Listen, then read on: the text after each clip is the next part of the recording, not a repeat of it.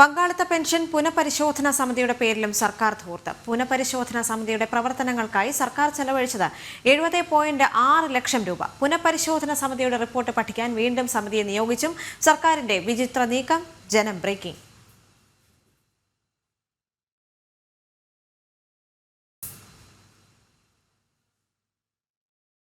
പ്രജിത്ത് മോഹനൻ ചേരുന്നുണ്ട് വിവരങ്ങളുമായി. പ്രജിത്ത്, ഒരു വിചിത്ര നീക്കമാണ് സർക്കാരിന്റെ ഭാഗത്തു നിന്നും ഉണ്ടായിരിക്കുന്നത്. മറ്റു വിശദാംശങ്ങൾ എന്തൊക്കെയാണ്?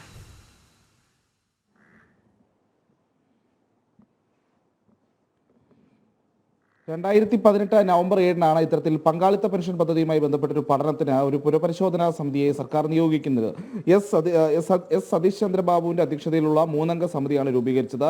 ഈ സമിതി റിപ്പോർട്ട് സമർപ്പിക്കണമോ അല്ലെങ്കിൽ പങ്കാളിത്ത പെൻഷൻ പദ്ധതി പുനഃപരിശോധിക്കണമോ അതോ നിലനിർത്തണമോ തുടങ്ങിയിട്ടുള്ള വിഷയങ്ങളായിരുന്നു സമിതിയുടെ പരിഗണനാ വിഷയം എന്ന് പറയുന്നത്. ഈ ഏതാണ്ട് 2.5 വർഷം കഴിഞ്ഞ് 2021-ലാണ് ഈ സമിതി റിപ്പോർട്ട് സമർപ്പിക്കുന്നത്.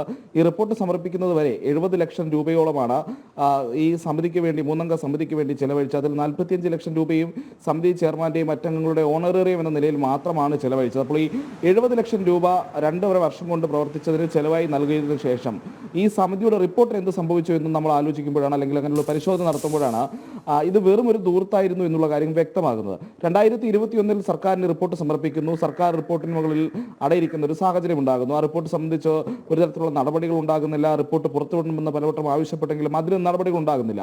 പിന്നാലെ സർവീസ് സംഘടനകൾ ഹൈക്കോടതിയിൽ പോകുന്നു, സുപ്രീം കോടതിയിൽ പോകുന്നു. ഒടുവിൽ സുപ്രീം കോടതി ആവശ്യപ്പെട്ടതനുസരിച്ച് രൂക്ഷ വിമർശനം നടത്തിയ സമയത്ത് മാത്രമാണ് റിപ്പോർട്ട് സർക്കാർ പുറത്തുവിടുന്നത് പോലും.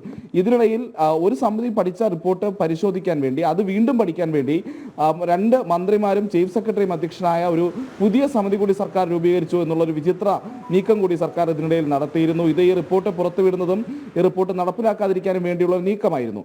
പിന്നീട് 2023-ൽ ഈ സമിതി രൂപീകരിക്കുന്നു.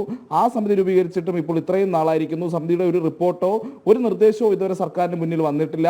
ആ സർക്കാർ ഇത് സംബന്ധിച്ചുള്ള ഒരു പഠനവും പിന്നീട് നടത്തിയിട്ടുമില്ല. ഇത്തരത്തിലുള്ള യോഗങ്ങൾ പോലും ഈ സമിതി ചേർന്നിട്ടില്ല എന്നുള്ളതുമാണ്. അതായത് എസ് സതീഷ് ചന്ദ്രബാബു കമ്മിറ്റി നൽകിയ റിപ്പോർട്ട് ഇപ്പോഴും സർക്കാർ അതിന് മുകളിൽ അടയിരിക്കുന്നു. അതിനൊപ്പം തന്നെയാണ് 2024, 25, 25, 26 സാമ്പത്തിക വർഷങ്ങളിലെ ബജറ്റിൽ പുതിയൊരു അഷ്വേർഡ് പെൻഷൻ പദ്ധതി കൂടി സർക്കാർ പ്രഖ്യാപിച്ചുകൊണ്ടിരിക്കുന്നത്.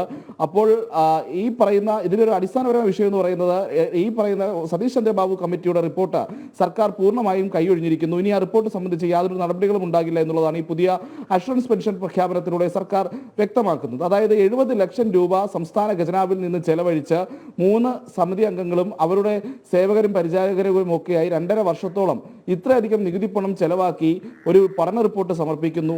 ആ പഠന റിപ്പോർട്ട് കൊണ്ട് സംസ്ഥാനത്തെ സർക്കാർ ജീവനക്കാർക്കോ പൊതുജനങ്ങൾക്കോ ആർക്കും ഒരു ഗുണമില്ല എന്നുള്ളൊരു അവസ്ഥയിലേക്ക് എത്തുന്നു. 70 ലക്ഷം രൂപ വെറും ജലരേഖയായി മാറിയിരിക്കുന്നു. ദേവിക.